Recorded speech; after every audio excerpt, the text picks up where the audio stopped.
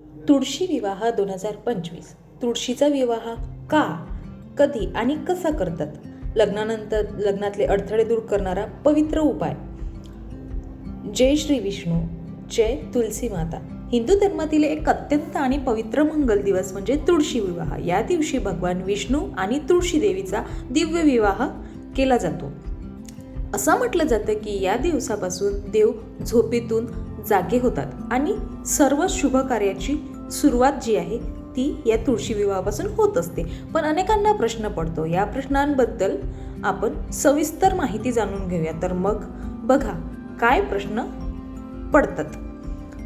तुळशी विवाह नेमका का करतात आणि यंदा 2025 मध्ये तुळशी विवाहाची तारीख कोणती आहे, त्यानंतर या दिवशी कोणते नियम पाळावेत आणि खरंच हा तुळशी विवाह केल्याने तरुण मुलामुलींच्या लग्नातले अडथळे दूर होतात का, ह्या सगळ्यांची संपूर्ण आणि सुंदर माहिती आज आपण जाणून घेणार आहोत. म्हणून व्हिडिओ शेवटपर्यंत नक्की पहा. तर तुळशी विवाह हा दरवर्षी कार्तिक महिन्याच्या शुक्ल पक्षातील एकादशी ते पौर्णिमा या काळात साजरा केला जातो. या दिवसाला देव उठणी एकादशी किंवा प्रबोधिनी एकादशी म्हणतात. 2025 साली तुळशी विवाह रविवार 2 नोव्हेंबर या दिवशी आहे. हा दिवस अत्यंत शुभ आणि मंगल मानला जातो.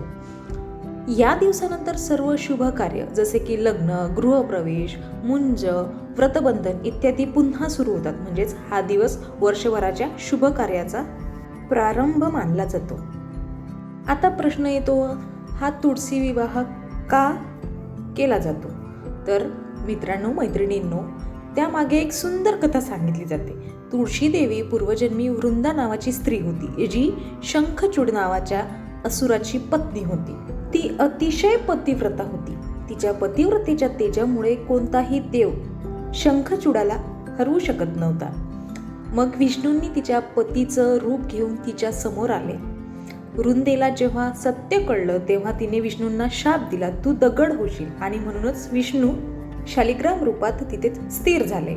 पण वृंदेच्या पतिव्रतेने प्रभावित होऊन विष्णूंनी तिला वर दिला, तू माझ्या पत्नीच्या रूपात सदैव पूजली जाशील. त्यामुळे वृंदा म्हणजेच तुळशी देवी आणि म्हणूनच दरवर्षी तुळशी आणि विष्णूचा विवाह केला जातो. चला आता जाणून घेऊया तुळशीची विवाहाची पूर्ण विधीपूर्ण पद्धत. तुळशीचं झाड स्वच्छ धुवून त्यावर पिवळं किंवा मग लाल वस्त्र चढावा. कुंडाभोवती रांगोळी काढा. फुलांनी सजवा. कुंडाजवळ विष्णूची मूर्ती किंवा शालिग्राम ठेवा. हा वर आणि तुळशी ही वधू. तुळशीला नववधूसारखं सजवतात. तिच्या कुंडावर ओढणी घालतात. कुंकू, बांगड्या, पायात पैंजण आणि फुलांचे माळ लावतात. सर्वप्रथम गणपती पूजन करून सुरुवात करा. नंतर तुळशी आणि विष्णूची जी आरती येते ती आरती करा. आणि नंतर विवाहासाठी तुळशी आणि शालिग्राम एकत्र आणतात. मधोमध एक छोटासा मंडप जो आहे तो सुद्धा लावतात.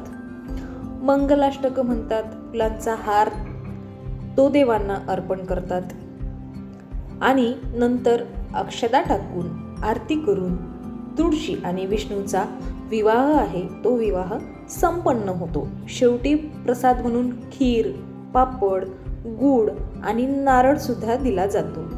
हा विधी घरच्या घरी करता येतो आणि अत्यंत मंगल मानला जातो. तुळशीशी संबंधित काही महत्त्वाचे नियम जाणून घेऊया.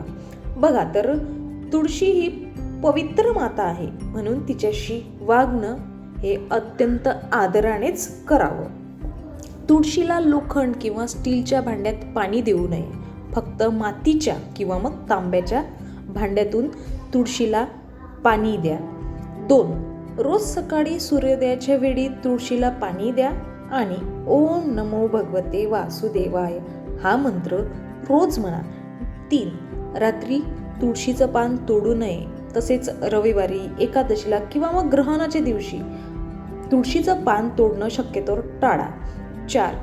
तुळशीला अपवित्र अवस्थेत स्पर्श करू नका. विशेषतः अंघोळ न केलेली किंवा स्त्रिया रजस्वाला अवस्थेत असताना. 5. तुळशीच्या कुंड्यात सुकलेली पानं, कचरा किंवा मग जुनी माती ह्या ज्या आहेत ह्या नकारात्मक वस्तू ह्या ठेवू नये.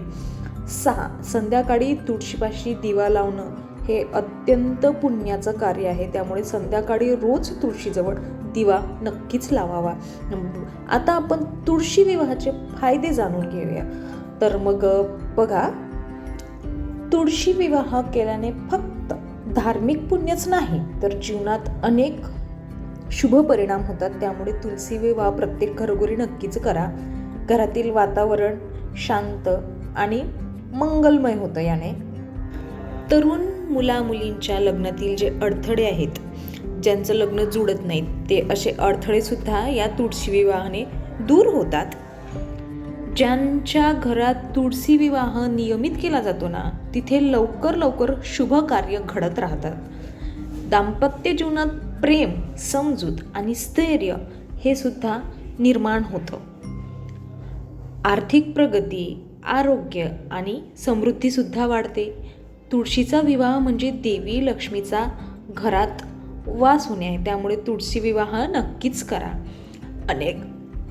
अनेक लोकांना अनुभव आहे की तुळशी विवाह केल्यानंतर त्यांच्या घरातील विवाह संबंधी प्रश्न सुटले, मुलांना योग्य जोडीदार मिळाले आणि घरात सुद्धा आनंदाचे वातावरण निर्माण झाले.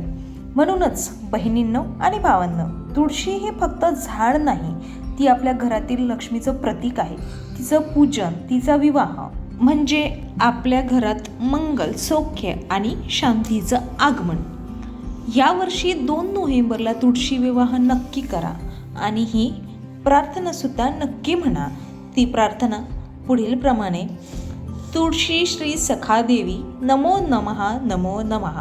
विष्णुप्रिया नमस्तुभ्यं पुण्ये पाप विनाशाय.